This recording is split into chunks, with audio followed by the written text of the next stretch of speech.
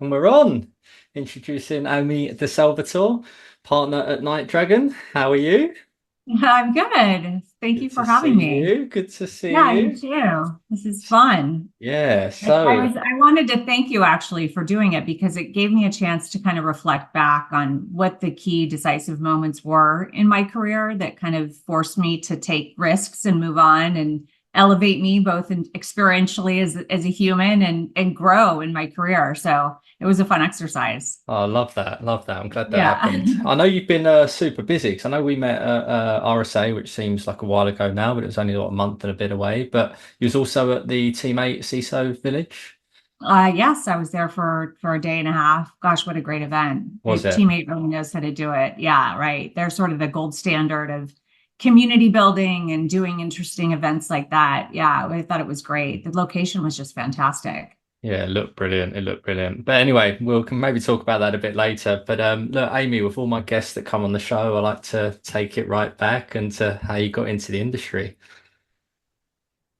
Yeah, yeah. Well, it's kind of a long story because I'm going to date myself a little bit here, but it started right here in San Francisco, and San Francisco is really significant for me because one, I go back to 5 generations of family here in San Francisco. I've lived here pretty much my entire life, with the exception of going to college in San Diego. And when I moved back here, I immediately got a job after college. I immediately got a job at Arthur Andersen, and that's probably before your time, but Arthur Andersen was the tax firm before the big split with Andersen Consulting. And so I was working in tax, in valuation services specifically, and found myself in the middle of the 90s working for a tax firm in the midst of the dot-com boom. And so here I was, and it was a great job. I worked with fantastic people. Arthur Andersen was really good to me, but I was surrounded by individuals who were making insane, ungodly amounts of money. And at the height of their careers in the dot-com boom, at ages of like 22, 25 years old, companies were going public right and left. Valuations were through the roof. It was like nothing you'd ever seen before. And San Francisco had such a buzz about it. And in terms of the investments that were happening at that stage, everybody was really bullish with capital. Everything was highly speculative. There really wasn't much discernment or discipline around how people were investing, and so it was just kind of a fantastic time to be in that arena. And I thought, I started to kind of look around and thought maybe I should get into technology. Here I am in the birthplace of technology, and I'm in tax. And so thankfully, I was working for somebody at the time who I had a great relationship with, and he went off and started a company called employeeservice.com that I went to.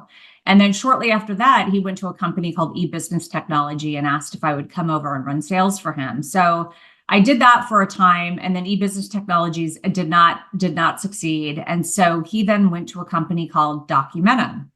And Documentum was an enterprise content management company that was based in Pleasanton, California. And it just so happened that the CEO of Documentum was Dave DeWalt. And Dave DeWalt is our current founder and CEO here at NightDragon. He's somebody that I've obviously started working with very early on back at Documentum. And so Documentum was just a very special place. And it was the first time in my career that I'd been in an alliance role doing business development. And that's significant just because business development was sort of my calling. I got into that role. I felt like it had the right mix of sales, but you were doing more work that was strategic in nature. You were kind of the liaison between the sales organization and the rest of the team and the rest of the company and the partners. And it was all about relationship building, which I really liked. So I had a great run at Documentum and really enjoyed the people that I was working with. And then in 2003, they got bought by EMC Corporation. And I also had a great run at EMC. I felt like it was, at first I was worried about a big tech company coming in and buying Documentum, but I had a great run there. And then what happened, and this was kind of the first pivotal, decisive moment in my career, EMC bought a company called RSA Security in 2006, I think it was. And it was the first time that you'd seen a big tech company like that come in and buy a security company. And what's interesting about that is that they didn't even call it cyber at the time. It was security. Yeah. But that kind of signified a new wave of interest in cyber companies, specifically by big tech, similar to kind of what we saw when Intel Security bought McAfee. And I'll get into that in just a second. But the reason that they were interested and started to get interested in security is because that first decade of the 2000s was sort of coined as the new millennium of cybercrime. We actually called it that because there was a huge influx of cyber crimes that happened in those first 10 years, new viruses, worms, sophisticated attacks, advanced persistent threat actors who were largely nation state backed, who launched a whole new wave of attacks that really went after and caused significant damage to sectors within the critical infrastructure, our critical infrastructure, including really taking down elements of our digital and global economy. And so some of those, just to take a jog down memory lane to remind the viewers of what was going on at that time, one of them was a 15-year-old hacker called Mafia Boy, who, when he single-handedly managed to take down 3 of the biggest commercial websites that existed at the time, Yahoo, eBay, and Amazon.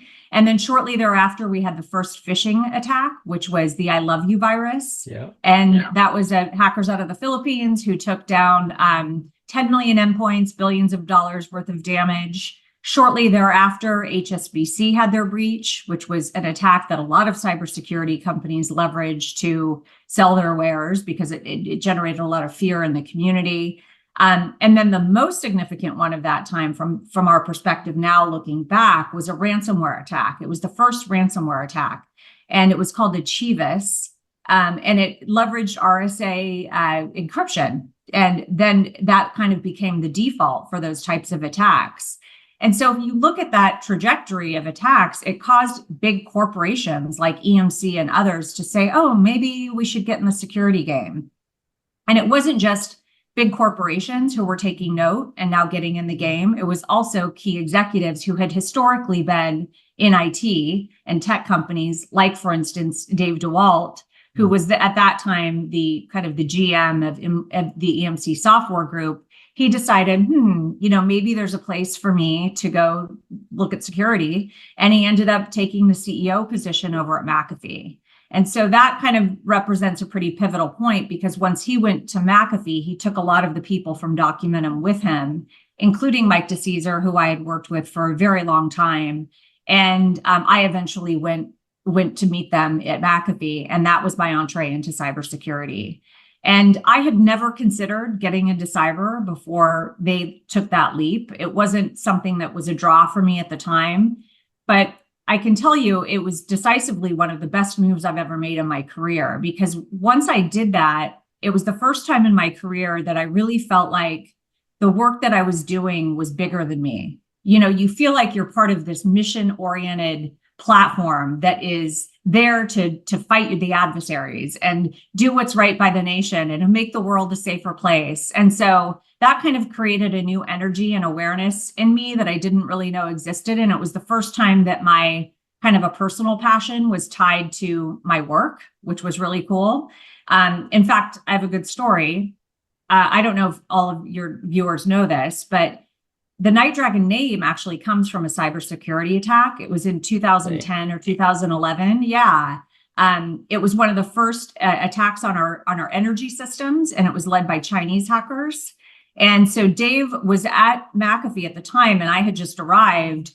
And at that point in time, it was McAfee who was selected, Dave and his co-lead, Dmitry Alperovich, who you probably know from CrowdStrike, to lead the investigation and remediation of that attack. And so it was codenamed NightDragon. And he'd always said, if ever I start a venture capital firm, I'm going to call it NightDragon. So that's how we got our name. But those types of attacks were happening on a regular basis. And so there was this call to action and rallying that was going on at McAfee with all of us to get behind it and really tailor our efforts to helping to thwart what the competition was doing and making sure that we were staying ahead of it. So I was at McAfee for a time and had a really great run there. and got pretty comfortable. And then the biggest cybersecurity acquisition in history happened of its time, and that was Intel Security bought McAfee. And so once Intel Security bought McAfee, I was over at Intel and got very comfortable there. Had no inclination of leaving, but then got a phone call from Mike DeCesar, who had then gone over to Forescout Technologies, which was a network access control IoT company. And he asked me to come over there and run alliances for him. He sold me on its pre-IPO. We're going to have a chance to take it public. It's going to be amazing. And I'm pretty risk averse, but I made that leap. And that was probably the third major transition in my career that I'm thankful for, because even though it was very scary, it was so invigorating to be there and take a company public from very early days all the way through the IPO. And I felt like I had a huge contribution to it, because the part of the business that I ran was our partnership business, which was responsible for the Forescout modules. And we did something a little unique. At that time, we were monetizing the modules by actually charging customers a fee for them. We built very high value integrations that we could charge the customers for. And so that became 20% of the bookings for the company and really contributed to the IPO. And I stayed there for 7 years and had a great run there. And then we got bought by private equity. And so I could do a whole series on private equity and how that's impacted my career in cyber. But let's just say it wasn't a great experience for me, because everything that I do in business development and alliances and channel is about growth and scaling businesses. And private equity is not that. They were more about driving efficiencies in the business and scaling back. And so I knew that it was time to go. And I sort of picked my head up and looked around and said, I wasn't really sure I wanted to go back and do the exact same thing. And then I found out that Dave was over at NightDragon and looking for somebody to come in and run business development and platform, which I had done my entire career, and decided to come over. And now here I am. And it's just been so great here at NightDragon. I mean, I'm working with people I've worked for 20 plus years. So that aspect is cool. And then on top of that, you're just kind of sitting at the epicenter of cyber. You get to see cyber from so many different perspectives. And yeah, it's been a lot of fun. Fascinating journey. Thank you for sharing that. Look, we could talk so much about the different roles and stuff, but we won't go into that. And what I'd love is that you've spent long periods of time at individual companies, which you don't really see too often. And the fact that you've stayed with the same folks around you for your career is also just incredible. So love that. Let's dive straight in with NightDragon. So talk us a little bit about NightDragon, who you guys are and what you're up to. Yeah. So we are, I think people know of NightDragon as a venture capital firm, and we are. That's kind of our base is a venture fund, our first fund, and we're doing other interesting things in that area. But in addition to our venture business, we also have an advisory arm. And we act as advisors or consultants for companies that might be fully capitalized or may not fit our investment profile perfectly. And so that's kind of the platform. And the general thesis behind everything that we do is to get a deep understanding of what's happening across the threat landscape offensively, and then find the best commercial defenses that we can find in the market and scale them up to meet that demand. And the reason that we kind of uniquely know what's happening at the government and offensive level, what the threat actors are doing, is because we have access to government through primarily Dave, but also through Catherine Gromborg and others on the team, who not only sits on the National Telecommunications Advisory Council, but he's the vice chair of Jen Easterly's CISA Cybersecurity Advisory Council. He's served on 4 administrations. He's the chair of safety and security for Delta Airlines. And so he's getting briefed, right, on what's happening at the threat actor level and what our adversaries are doing, and brings that information back. And then we find the best market categories and companies that we need to take to market to make sure that we're keeping the world safe. The category that we invest in is called secure tech. We used to refer to it as CSSP, or cybersecurity, safety, physical security, national security, and privacy. But secure tech is kind of a broader area than just cyber, and that's intentional because we really believe that cyber isn't just cyber anymore. Today, cybersecurity has now permeated into a bunch of different domains, right? It's become ubiquitous. Cyber is now part of supply chain risk. It's a part of operational technology. It's a part of physical risk. It's a part of quantum. And so we feel like we really need to kind of have our hands in all of these areas. And let's not forget AI, right? There's a whole AI category out there that we need to talk about. So yeah, secure tech is the category. And our job is to apply everything that we learned in the corporate world, because we're all strategic operators who used to be at cyber companies and have experience scaling them to success. So our job is to take that experience and then apply it to the companies that we work that are in the portfolio.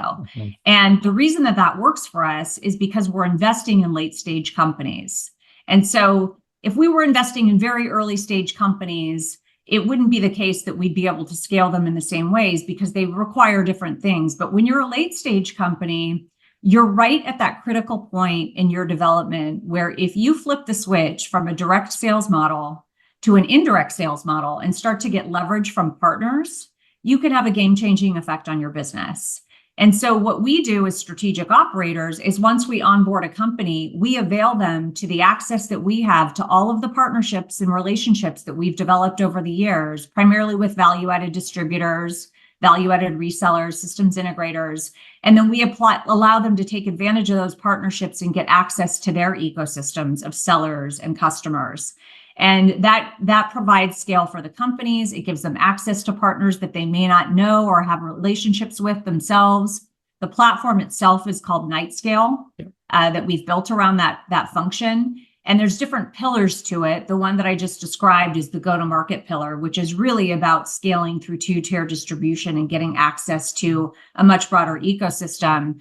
But there's other parts to that platform, including, we have an amplification pillar, for example, that's all about how we help our companies from a marketing standpoint. That's primarily led by a woman on our team named Sarah Caranda, who has a journalist background. And with that journalist background, she has relationships with top tier media publications who obviously help with our brand awareness and our portfolio company brand awareness. We do webinar series for ourselves and also for our portfolio companies to feature them. But one of the biggest things that we do are in-person industry events where we bring together public and private entities, really catering to kind of the public-private partnership theme. And we put together events that are all in the interest of driving innovation in the marketplace. And the reason that that's significant is because that allows us to bring in people like Jen Easterly, for example, and Nikesh Arora from the private sector, and 100 to 500 other people at their caliber, and put them in a room with our portfolio companies so that when those government agencies or individual corporations are making decisions around partnering or internal use or M&A, our portfolio companies are part of that conversation and they know to work with NightDragon. Outside of the amplification pillar, we also have another pillar within the NightScale platform that's around government services, and that's led by a very talented person named Catherine Gromberg. And that's really about understanding what's happening in government at the regulatory level and from a policy standpoint, and really having kind of the inside knowledge of strategic programs that government is running out, and then mapping the requirements for those programs to the capabilities of our portfolio companies so that they have access to sales opportunities. And it's also helping them get prepared to sell into the federal marketplace. We have a motto at NightDragon, which is, once you lead the government, you lead the market. Win the government, win the market. And so we believe it's crucial that they have a clear plan on how to sell to government and have the right certifications and mitigative strategies to make sure that they're well positioned to appeal to that audience. And so we do a lot of work with partnerships to make sure that we're helping them in those areas. Outside of government, the other category or pillar that we offer assistance around is mergers and acquisitions. And we look at M&A from two different perspectives. One is, how can we help you grow inorganically by helping you identify companies that you could potentially tuck in or acquire? But then we also look at a much broader landscape, given the M&A and consolidation that we're seeing in the market. how do we line you up with strategic partners and create an ecosystem for you, portfolio company, that then whereby those partners could eventually become strategic acquirers. So we start to think about how do we create these paths to liquidity so that these companies have viable exits. And sometimes that's through acquisition from the companies that they're already working with through partnership. And so that's kind of the overarching platform. Now, underlying the platform is one of NightDragon's proudest moments, and that is our advisory council. When I joined, we had 3 advisors. We now have 110. Wow. And so, those advisors are all chief information security officers, chief security officers, chief security product officers. We've got go-to-market professionals. We've got people from government across every critical infrastructure sector. And those individuals are tasked with helping our portfolio companies with guidance, but they're also tasked with helping us become better investors by providing us guidance on which market categories we should be looking at. If we have certain diligence questions that we want to come to them with because we're looking at a certain company and just want to validate and get their opinion, we'll do that. We also leverage them a lot for our AI security knowledge, which is a big area of investment and research for us. So yeah, those are the big ones. And then the final one, which is most relevant for this conversation and that you'll probably like the most, is the DEI and talent pillar. And that is really just grounded in a principle that we cannot have successful portfolio companies without talent. And it's incumbent upon us as investors to help them find talent. And we do that in a variety of ways. One is by tapping into our vast network, because being in the industry for 25 years, we know who's on the move. But the other way is through partnerships and putting partnerships like the one we have in place with Aspirin in place, so that when and if they're looking for individuals, we can say, hey, we've already vetted this placement firm for you. We have preferred rates. Why don't you opt into this agreement and work with these talented individuals who we've already kind of worked with in the past? And so that's what we do there. And then in addition to that, we have a whole series of DEI partnerships, which were some of the first that we put in place. And so, our goal with that is that our portfolio companies, we know that they're going to be more successful, more performant if they have diverse cultures. That's what the statistics show, that it'll be a richer culture, it'll be more creative, and they'll be more successful. And so that's really the crux of those efforts. Brilliant. Yeah, it's amazing. The platform itself, it's enormous. And just on the talent piece, like just to shout out NPower, those guys, your partnership with those guys, and obviously Thrive DX, and there's one more, but it's escaping me, and I do have it written down somewhere. But the initiatives in bridging the gap which you guys are doing and actually in making it D&I, it's amazing. So kudos to you for actually driving that forward. Obviously you've had a cracking career. NightDragon's been a real success. How has the market changed since you first got into security and now?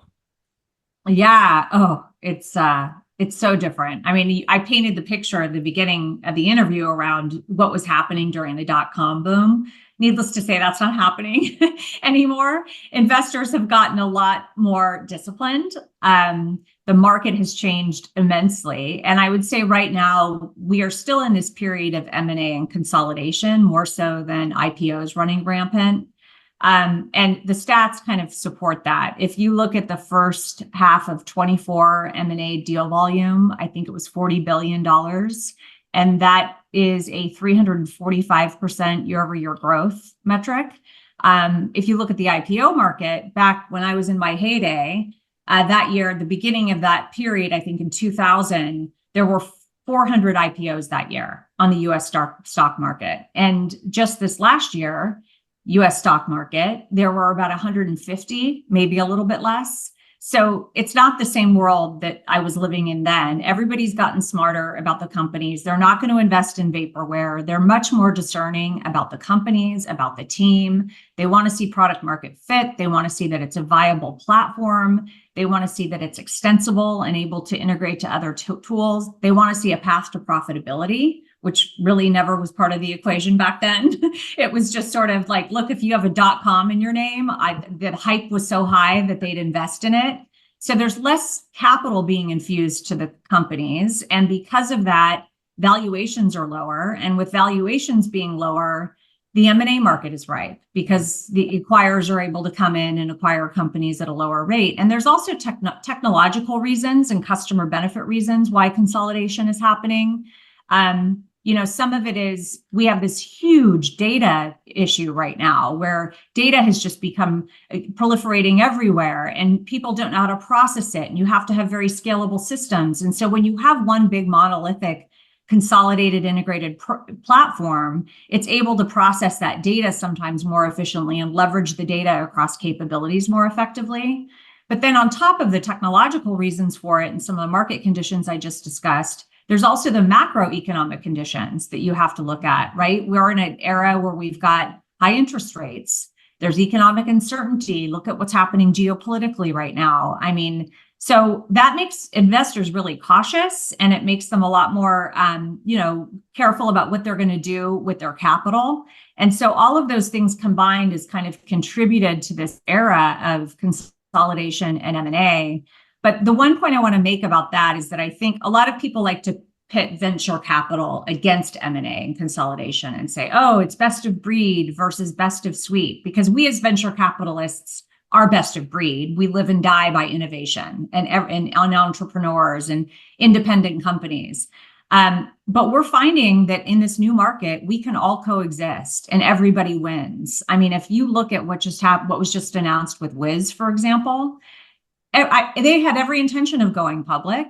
To get acquired for $23 billion by Google is not a bad outcome. So we're looking at that and saying, okay, these platform vendors, by their own admission, know that they need to work with independent innovative companies, and those companies then need to be a part of their platforms because they're innovating faster and they're able to kind of deliver these creative platforms that large corporations may not be able to deliver. And so our job as investors is to make sure that we're developing partnerships, and this goes back to the NightScale platform and some of the partner work that we do with the large platform vendors, so that when they are making those decisions around who to acquire or who to partner with, our portfolio companies are part of the conversation.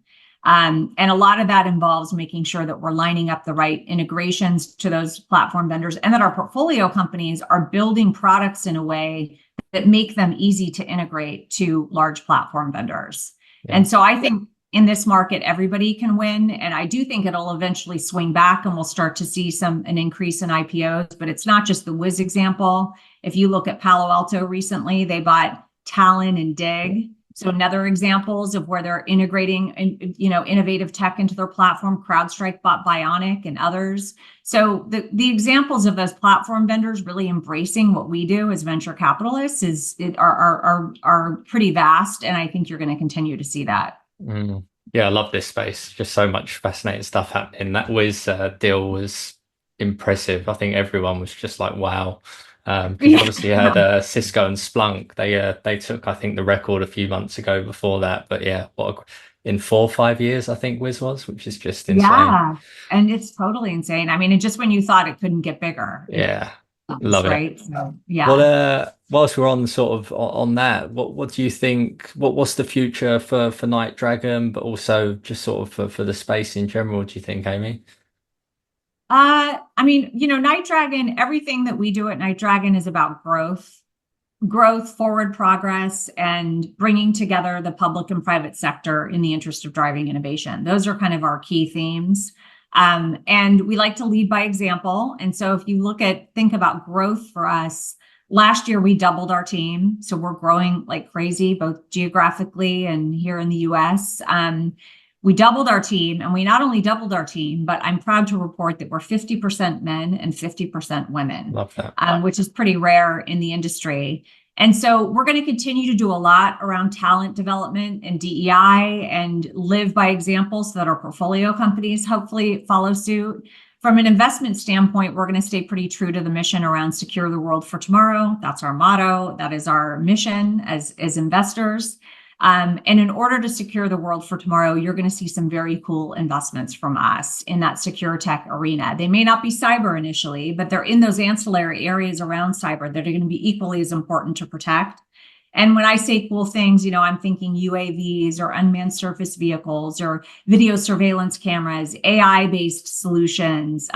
We're taking a hard look at quantum. And so we believe in this concept of cyber fusion, and that's what you're going to see evident in the companies that we invest in, that cyber is now kind of fusing with these ancillary domains. And as we do that, it's going to be very important that we're putting the right partnerships in place with our companies to help them dominate in those areas. And that's where the NightScale platform will come in. So we might hear a few new partnerships that are kind of outside of cyber, maybe some in the physical security space. And so, yeah, we're going to keep marching down that path. You can't really have a conversation about the future, though, without a conversation around AI. That is an arena that we're watching intently right now. In fact, we have a whole little research team, skunks work team internally that's taking a look at it. We are partners with NVIDIA and others who are helping us really understand that space. AI security is interesting to us. Those companies are very early. And so as an investor standpoint, it makes it difficult for us to get involved, but there is an opportunity for us to work with those companies from an advisory standpoint. So you might see some announcements there.